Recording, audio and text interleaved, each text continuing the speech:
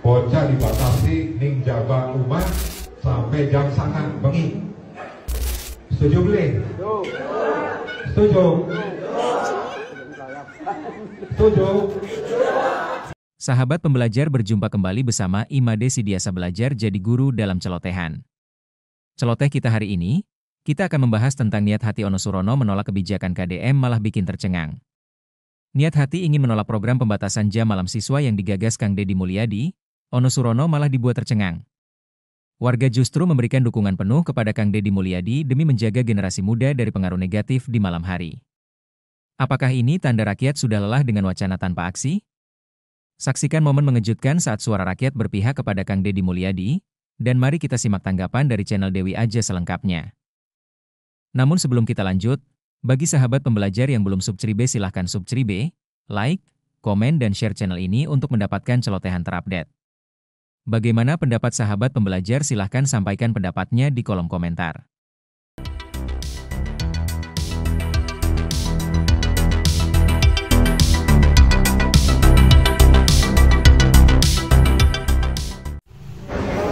Bocah dibatasi ning jaga rumah sampai jam sangat bengi.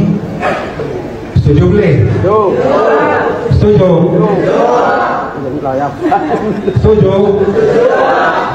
Malu banget asli ini. Jangan lupa subscribe, like, komen, dan share. Itu niatnya itu dia kan ngomporin ya, ngomporin masyarakat. Setuju nggak? Katanya. Itu harapannya ya kan. Masyarakat itu bilang nggak setuju. Wah, dikenaan dikomporin. Masyarakatnya malah dukung programnya Kang Deddy. Setuju, anjing langsung. Si Ono Surono nyengir kuda. Nyengir kuda si Ono. Aduh, malu banget ini asli nih. Makanya dia itu niat turun ke lapangan ya. Bukan buat cari solusi, bukan buat sejahterakan rakyat, bukan tuh. Mau ngompor-ngomporin, mau ngadu domba rakyat dengan Kang Deddy. Tetapi rakyatnya nggak bisa diadu domba. Aduh Ono, makanya lu kerja pakai hati kayak Kang Deddy Mulyadi. Akhirnya rakyat tuh kalau udah dari hati turunnya ke hati, lalu dari pantat. Otak lu di pantat ya kan. Si Ono. Nah, oke.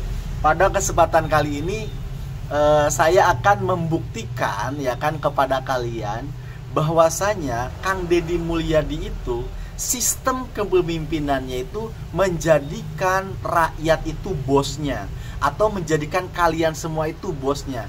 Ini tidak pernah dijalankan oleh pemimpin-pemimpin di Indonesia. Baru kali ini dia merevolusi itu semua. Rakyat dia posisikan sebagai bos. Bagaimana ceritanya rakyat dia bisa posisikan sebagai bos? Coba perhatikan salah satu pidato Kang Deddy Mulyadi berikut ini. Saya akan ngundang wali kota, sekda, kepala bapeda, kepala bapenda. Saya akan baca anggaran kota Cirebon, Kabupaten Cirebon, seluruh Jawa Barat, satu digit. Dan saya akan masukin ke media sosial saya biar rakyatnya tahu. Biar rakyatnya tahu. Biarkan ini transparansi. Kalau ingin transparansi, publik harus tahu detail isi anggaran kita. Jangan ragu lagi, kasih tahu. Kenapa? Kalau publik sudah diberitahu detail anggaran kita, ingat, kita akan mendapat impact yang kedua, kepercayaan publik. Kalau kepercayaan publik sudah tinggi, Anda terus bekerja untuk publik, Anda dihujat siapapun, digempur oleh buzzer manapun, ada yang bela rakyat. Bukan bahan buzzer, bukan influencer. Kenapa? Rakyat tahu bahwa kita bekerja untuk mereka.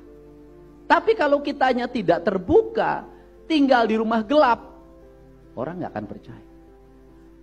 Nanti rakyat bayar pajak pun susah. Kenapa pajak kendaraan bermotor di Jawa Barat hari ini terus meningkat? Karena saya memperlihatkan bahwa ini duit pajak, ini untuk jalan, ini untuk PJU, ini untuk drainase, ini untuk taman di pinggir jalan. Setiap hari saya tayangkan pembangunannya, berapa nilainya, kontraktor mana yang mengerjakan, kemudian lamanya berapa, kemudian yang bekerja berapa orang, terus saya jelaskan dan orang boleh scoring.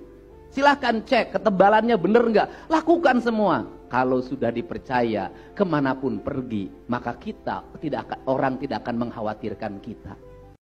Yang pertama, KDM suka bagi-bagi uang. Yang kedua, KDM marah-marah. Siapa yang dimarahin? Pengusaha atau rakyat yang melanggar aturan. Dan yang ketiga, nangis. Jadi cuma 3 hal aja yang dilihat. Bagi duit, marah, nangis. Iya, bagi duit, marah, nangis.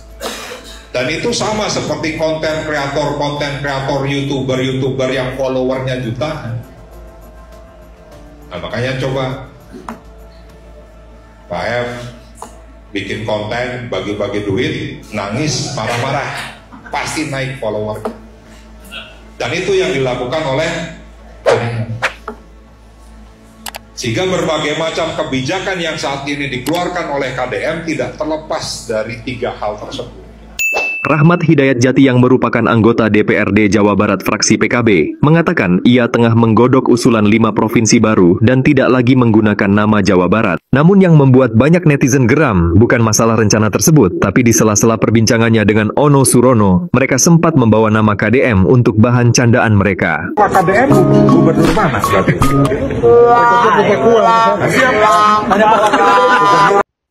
Mang, saya emang nggak kebayang itu kalau misalnya nanti DPRD bisa berhasil memecah Jabar jadi 5, itu gimana nanti ya? Nah, nggak usah nunggu nanti, Mang Iwan. Sekarang aja udah berhasil. Berhasil gimana sih maksudnya, Mang? Berhasil bikin warga Jawa Barat emosi. Berhasil bikin warga Jawa Barat darah tinggi. Berhasil bikin warga Jawa Barat hipertensi.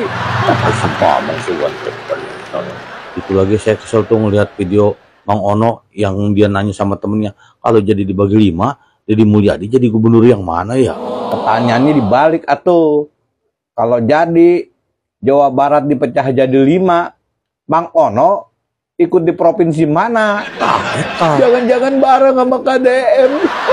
Bener Mang. Apa sih Mang Ono begitu mau bebas? Nggak jadi kalau gitu. Asib begitu Mang. Sekarang gini, misalnya jadi dipecah jadi 5, terus ternyata gubernur 5-5-nya kayak KDM, punya model KDM gitu. Apa nggak tambah repot mereka? Satu aja kusut gitu, satu aja mereka belingsatan, apalagi ngadepin 5 KDM. Mudah-mudahan begitu Mang. Kalau misalnya kejadian benar nih Mang, Mamang mau bilang apa? Lemong. Lucu banget. Lupa like, comment, subscribe, dan share. Saya suka gubernur Pak KDM, gubernur mana? Lagi dan lagi si kucing garong hutan rimba ini tuh. Orang mah kalau udah fokus kerja, fokus aja lu kerja. Ngebahas terkait pemekaran 5 provinsi tuh, wacana-wacana itu tuh, ya. Kenapa ujung-ujungnya tuh harus selalu nyolek yang namanya Deddy Mulyadi, yang namanya KDM? Ngapa sih lu, udah bikin video begini-begini tuh kan, ujung-ujungnya mah nyolek KDM? Ngapa segitunya lu? Udah kayak musuh bebuyutan, udah kayak apa aja gitu sama Deddy Mulyadi tuh. Ngapa sih lu, kucing garong, Makanya hati itu bersihin, pikiran tuh bersihin, ya. Lu kalau kagak nyolek KDM, kagak naik gitu piti lu, kagak rame gitu. Ih, aneh gua mah sama nih satu orang. Udah gitu tuh, yang pada di situ, yang pada ngebahas-bahas terkait wacana 5 provinsi pemekaran dari Jawa Barat. Gua mah bingung ya. Lu pada tuh pasti itu tuh kan gelar-gelarnya itu di belakang nama lu itu bergelar banyak lah gitu ya. Orang-orang bergelar gitu. Tapi sayang, kenapa makin kesini makin kelihatan pada on ya? Makin kesini makin kelihatan kayak pada bocil, kayak pada main-main. Lu itu wakil rakyat. Wakil rakyat, lu kerja yang benar buat rakyat, ya. Selagi ada pemimpin yang kerja untuk rakyat, malah kagak lu dukung. Ngaku doang lu ngomong perwakilan rakyat, lu ngeduduk di atas kursi empuk dengan ruangan megah adem ayam kayak begitu lu. Ngomong doang lu, ngaku-ngaku wakil rakyat lu, giran ada pemerintah, pemimpin yang bagus untuk rakyat, malah dimusuhin, malah disenggol-senggol, malah dicari-cari perkaranya, dicari-cari masalah, kagak ada masalah, dicari-cari masalah. Heran gua sama modelan lu pada ya. Wakil rakyat lu kagak usah mengatasnamakan wakil rakyat deh. Kalau mau pada kayak begitu, tibang duduk di ruangan-ruangan dengan AC dan kursi-kursi empuk, lu mengatasnamakan jangan wakil rakyat. Wakil keluarga aja udah lu, wakil keluarga lu, ya. Soalnya apa, kerja untuk rakyat juga kagak ada lu pada lu Tibang cuma nyindir-nyindir doang, tibang cuma nyolek-nyolek doang, tibang cuma ngata-ngatain doang sama pemimpin. Alah gua mah malu-maluin Jawa Barat lu. Beneran sumpah, gua sebagai warga Jawa Barat malu memiliki wakil rakyat modelan kayak lu pada. Kelihatan banget oon-oonnya, bukan malah kelihatan pinter. Aduh.